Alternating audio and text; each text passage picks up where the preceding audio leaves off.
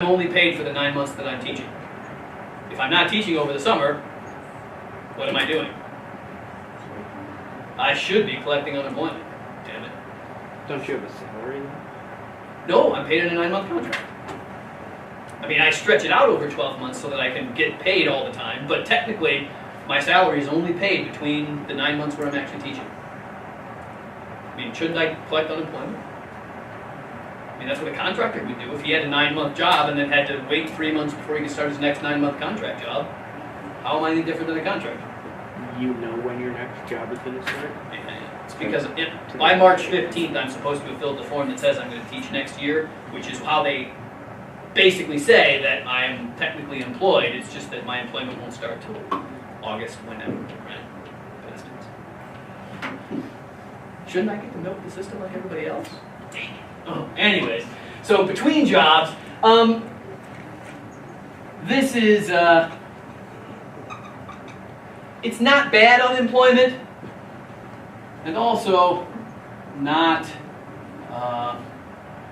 avoidable. So in other words, you're almost always going to have people in the frictional unemployment category throughout the year, period. Right? I mean, there's some people who only work in the summer, there's some people who only work in the winter, there's some people who only work during Christmas, there's some people who only work during the spring. I mean, so can we ever have an unemployment rate of 0%? Can we have everybody working in this country? No. I mean, it's not even reasonable to think it.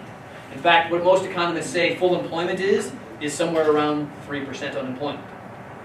Because these types of people, right? I mean, they're just, it's too hard. All right, so after frictional, it's, what is it, structural? I'm going to keep them in order of the book.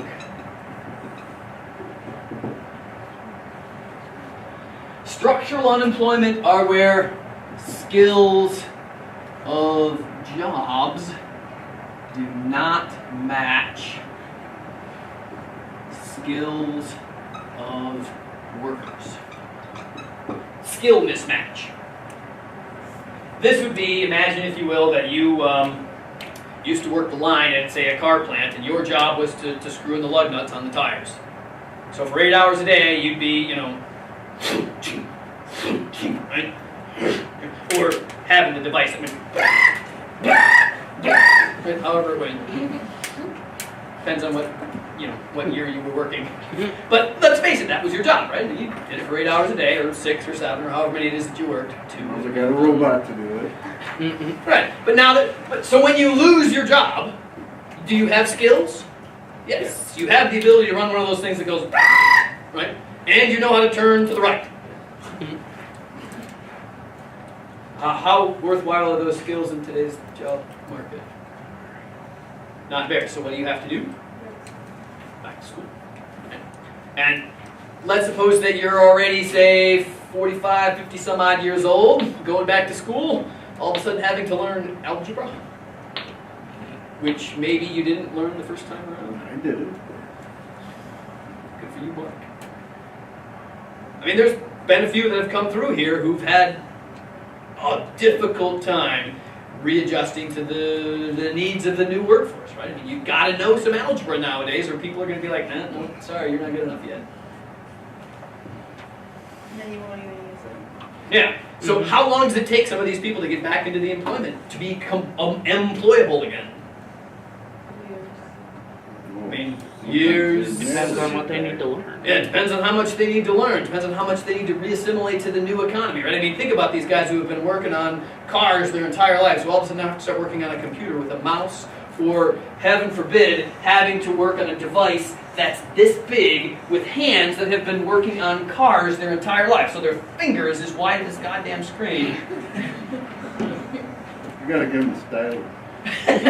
Exactly. I mean, that's really hard. I mean, my father-in-law, he's 70 some odd years old. He had a hard time working on this because he was a farmer his entire life. His hands are like meat hooks, man. I mean, I hate it when he shakes my hand because it hurts. Yeah, it does, because he's got a farmer hands, man. He has to try. He goes down to the computer and tries to type. I feel bad for the guy, right? So we've gotten the the big keyboards where the keys are really bigger than the other ones. And he appreciated it, right? Because he likes working with computers. It's not a bad thing, but how long do you think it took him to learn that? Probably a while. I mean, that's the way it works, right? This, folks, this is the worst kind of unemployment. This is bad and can be long-term and even worse, permanent. There's nothing worse than permanent unemployment.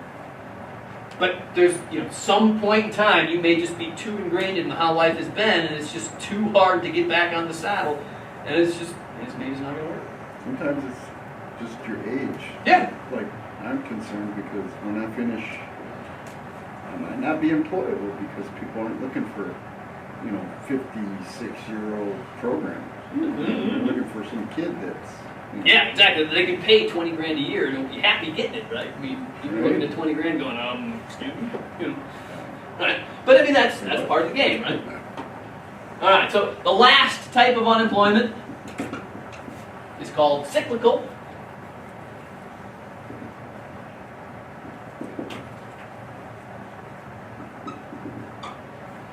Cyclical unemployment is where you have the skill, but for whatever reason right now, the demand for your skill isn't right there. You don't need to retrain yourself. You have the ability to, say, work on a computer, be an accountant, be a marketing person, whatever, but for whatever reason there's a recession going on right now and your skills aren't quite needed. As soon as the economy rebounds and they need more accountants, they need more marketers, they need more account managers, bam, they come to you first because you got the skill. It's just that right now demand is not there for you. Once demand rebounds, you'll be back on the saddle, right? You have the skills, but the demand is not there. Demand is low. That's supposed to be short-term. Exactly. This is also not bad unemployment. It's not good, obviously, but since it's driven because of a cycle, as soon as the cycle ends, so does your unemployment. And again, this is the sort of thing that is also relatively unavoidable because what happens in economies, right? Sometimes we're going up, sometimes we're going down. If you happen to be someone who switched jobs from one company to the next right before a downturn happens, when it comes to laying off, what do most companies do? First in, first out. That's right. Last one that was in, they're the first ones heading out, right? Regardless of whether or not your skills are better than anybody else's, that's just the way it works, right? They tend to look at experience and say, you experienced people are probably more productive than that person who just got done with training. Good or bad? Again, it's just a classification. So again, realize these two, they're impossible to avoid, right? So what economists will often say is that full employment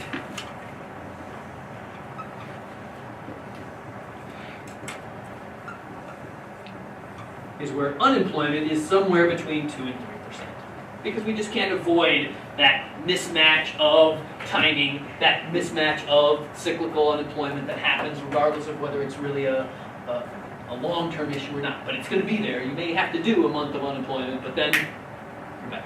Right.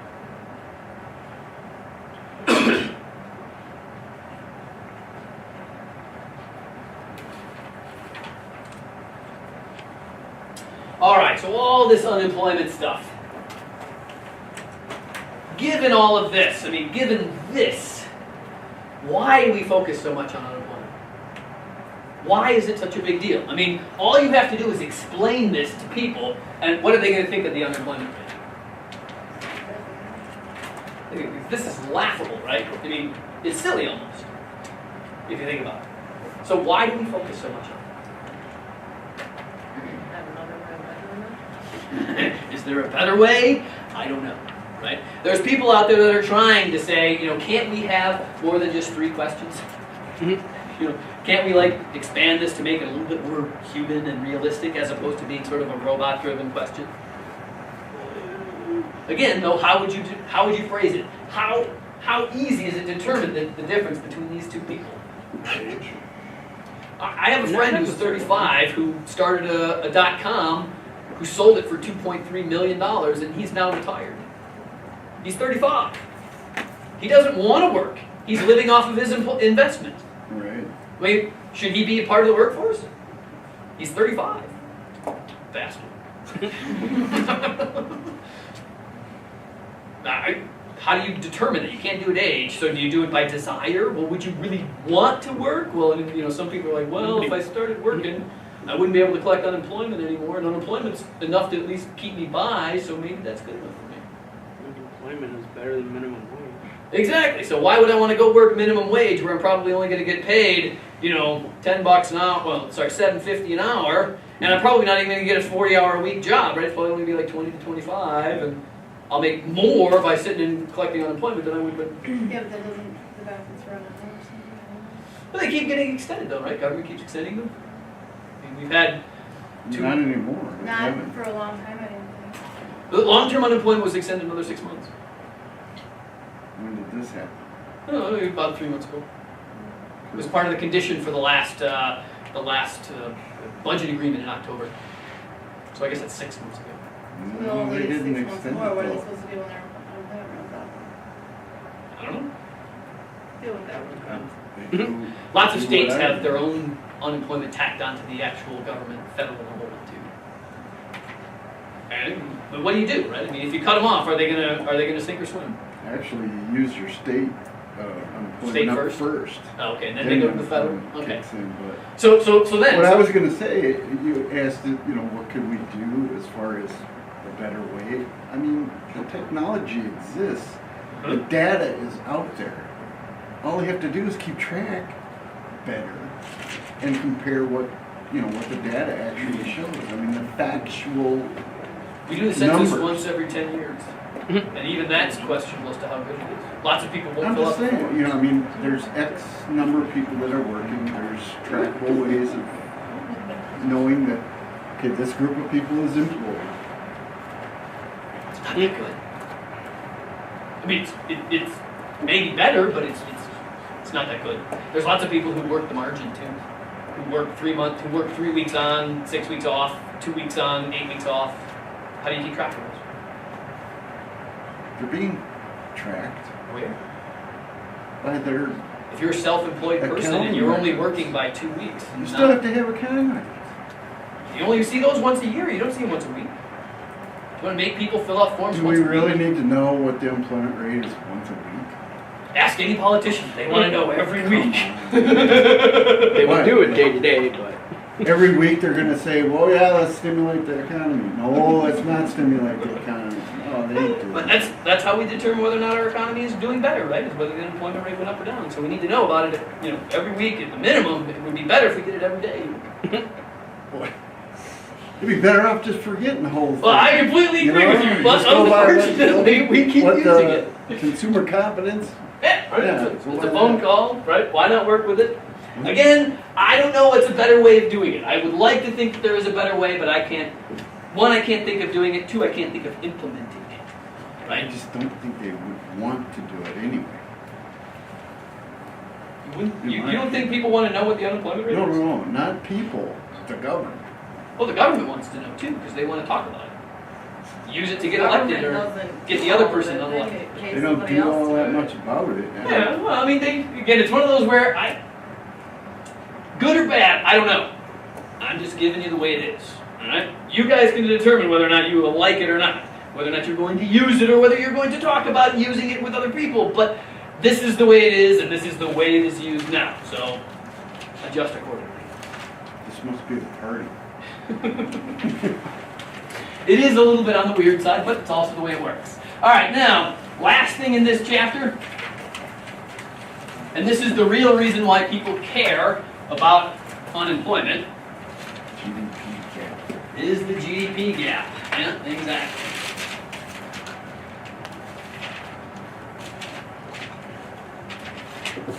This is the lost GDP from unemployment.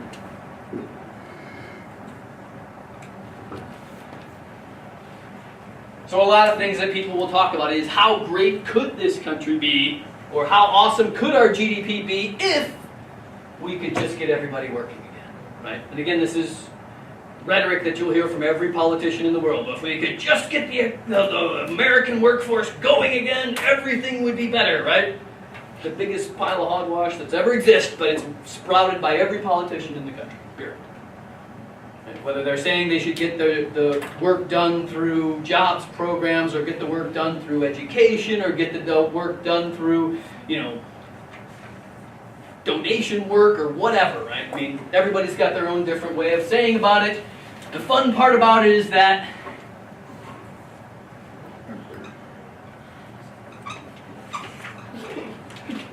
I get to draw a graph. Yay!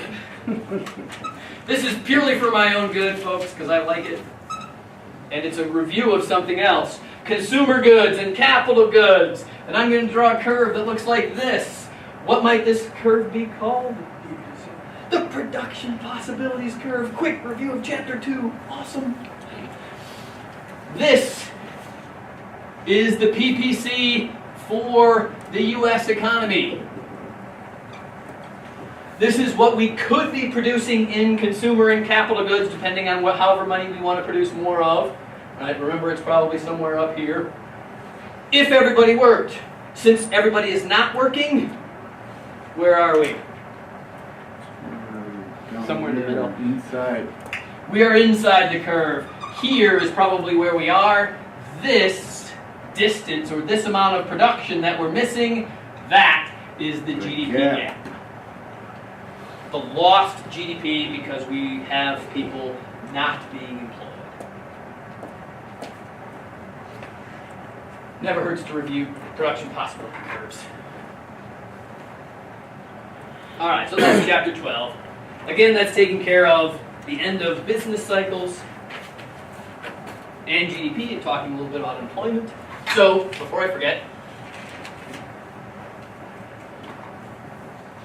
homework for chapter 12, page 267, does that sound right?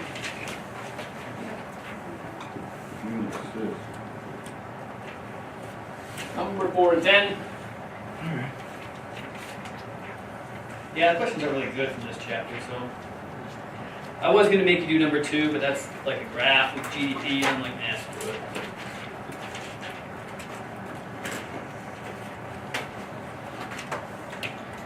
Alright, so. So, when you say GDP, or when they talk about GDP, what they're considering is what has been produced. Yeah. Not what's being sold or what's been bought. Nope. It's just about what has been produced. That's right. So if you make something on December 31st, 2013, that's GDP for December for 2013. Right. So wouldn't like companies that have a lot of warehouses, a bunch of they produce so much that they've had the warehouse and all that and everything, and then they lay people off.